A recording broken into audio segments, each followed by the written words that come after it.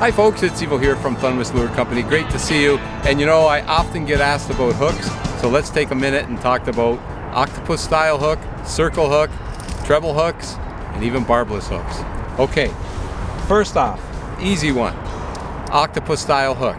Okay, that octopus style hook is mainly used for bait, live bait or cut bait.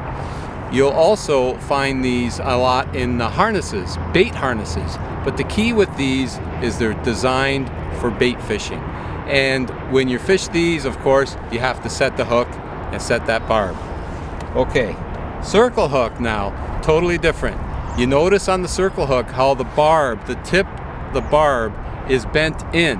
And the reason it's bent in, and the reason why a lot of people use circle hooks are a lot of times it's legal, you have to use circle hooks in certain places, but the main reason is for catch and release.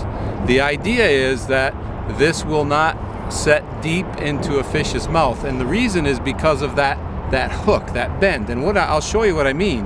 When you go to set the hook, there's nothing to catch on to. If that's in the fish, you see there, it'll just slide along. It's got nothing to catch on to, as compared to the octopus style hook that's going to dig in. I'm not going to push because I don't want it in the palm of my hand. So that's the big difference. And what happens is that'll slide in along the side of the fish's mouth, and then as it's coming out the mouth, it catches in the side of the mouth. And that's the key to the circle hook.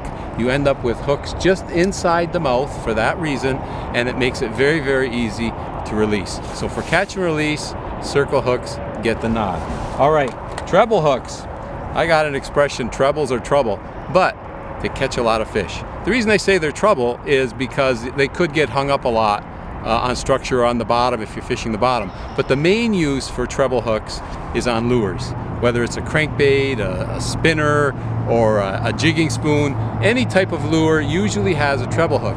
And that's because your lures are traveling along and the fish are keying in on the lure and attacking the lure. Sometimes they don't have great aim, but with this treble hook, you're bound to have one of those hook points stick the fish and hook the fish. So because there are 3 hook points, you have triple the opportunity to hook into a fish, better chances to land a fish. Some people do use them with bait. They'll put bait on there, you still have 2 exposed hooks, but mainly it's used on lures.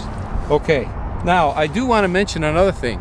If you're using a jigging spoon, for example, with a treble hook, you could easily take the treble hook off if you don't want to use the treble hook and go with what they call a single siwash hook. You see, a single siwash hook's got a straight shank, typically a larger eye, and what you could do is easily put that on your jigging spoon, and now you're jigging with just a single hook. The reason I like to do that, at times, if there's a real rough or irregular bottom, less snags than with the treble hook. And of course, it's also good for catch and release, only one hook in the fish's mouth.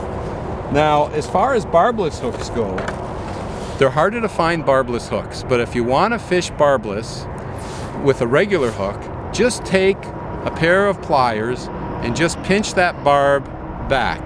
Just flatten it right out. And when you do that, give a twist. Twist it. Keep some pressure on and twist it.